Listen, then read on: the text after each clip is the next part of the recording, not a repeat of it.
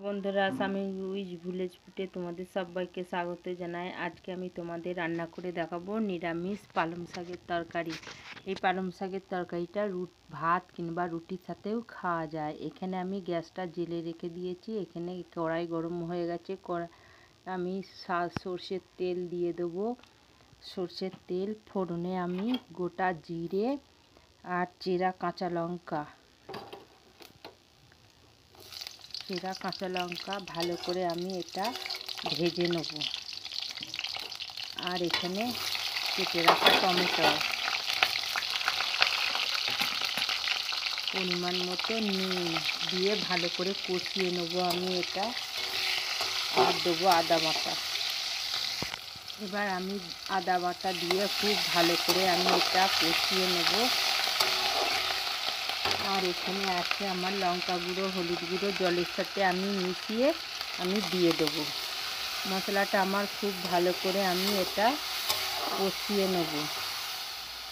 এবার আমি এখানে দিয়ে দেবো কেটে রাখা পালং শাক, বেগুন, আলু সব কিছু দিয়ে মশলার সাথে খুব ভালো করে আমি কষিয়ে নেব যতক্ষণ না মশলা থেকে তেল ছাড়ছে। মশলাগুলোর সাথে দিয়ে মশলা আর বেগুন, আলু, পালং শাক খুব ভালো করে আমি কষিয়ে নিয়েছি। এবার আমি এখানে সেদ্ধ করা ডাল আমি দিয়ে দেবো। আর তারপরে কেটে রাখা ধনেপাতার ডাঁটাগুলো আমি এর মধ্যে দিয়ে দেবো।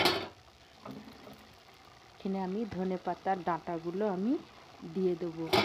এবার খুব ভালো করে করে জল দিয়ে আমি এটা সব কিছু আমি সেদ্ধ হতে দেব।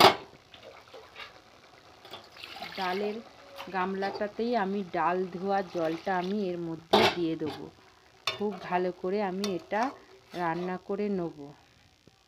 আলু আমার খুব ভালো করে সেদ্ধ হয়ে গেছে। এবার আমি পরিমাণ মতো চিনি দিয়ে আমি ঢেলে নেব। এবার আমি পরিমাণ মতো চিনি দিয়েছি। চিনি দিয়ে আমি এবার এটা ঢেলে নেব। পালং শাকের রান্না আমার হয়ে গেছে। বন্ধুরা, খুব সহজে বাড়িতে এইভাবে রান্না করে খেয়ে দেখবে আর কেমন হয়েছে কমেন্ট করে জানাবে।